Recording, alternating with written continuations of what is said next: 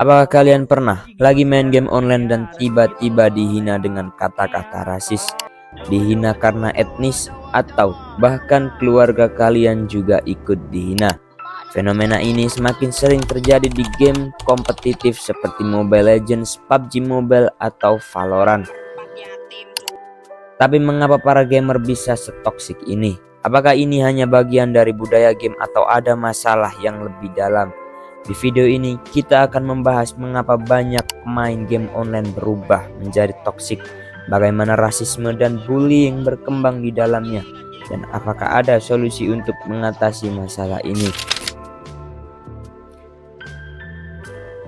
Toxicity dalam game online adalah perilaku negatif seperti menghina, memaki, atau merendahkan pemain lain.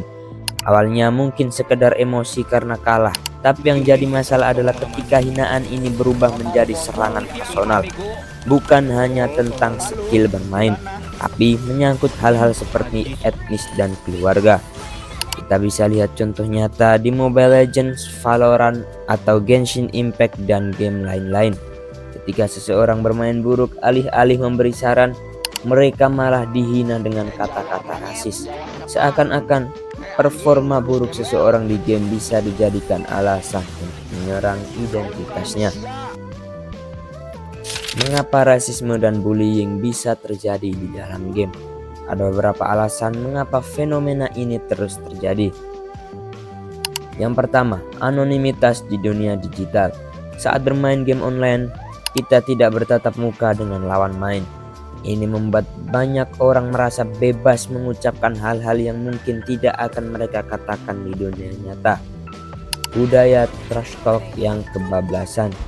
Trash talk sebenarnya bisa jadi hal yang menyenangkan dalam kompetisi, tapi di komunitas game banyak yang melewati batas hingga mengarah ke penghinaan dan pelecehan. Kurangnya moderasi dan penegakan aturan. Meskipun beberapa game memiliki sistem pelaporan, hukuman bagi pemain toksik seringkali tidak efektif. Banyak yang tetap bisa berperilaku buruk tanpa konsekuensi berarti. Pengaruh lingkungan dan kebiasaan komunitas. Jika seorang pemain baru masuk ke lingkungan yang toksik, mereka bisa ikut-ikutan melakukan hal yang sama. Ini seperti lingkaran setan. Semakin banyak yang toksik, semakin normal perilaku dianggap. Jawa emang lain lagi ya, ada tololnya ada bodohnya, lama-lama gila awak. Partian Jawa tolol, ada tolol lagi. Kalau bahasa Perilaku toksik dan rasisme dalam game tidak hanya merusak pengalaman bermain, tetapi juga bisa berdampak lebih luas. Banyak pemain akhirnya memilih berhenti bermain karena tidak tahan dengan toxic community. Pemain muda bisa belajar perilaku buruk dan membawanya ke kehidupan nyata.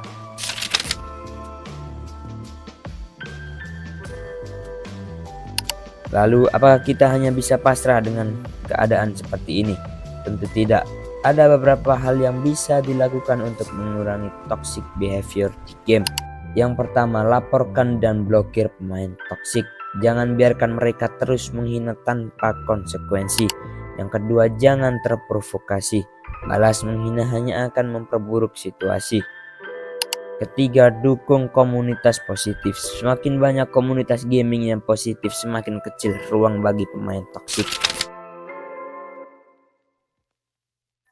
Rasisme dan bullying di game online adalah masalah serius yang tidak bisa kita abaikan. Jika kita ingin komunitas game yang lebih sehat, kita harus mulai dari diri sendiri. Jangan ikut-ikutan menjadi toksik dan jangan ragu untuk melaporkan pemain yang berperilaku buruk. Apa pendapat kalian tentang fenomena ini? Apakah kamu pernah mengalami hal serupa di game online? Tulis pengalamanmu di kolom komentar. Babu Jawa.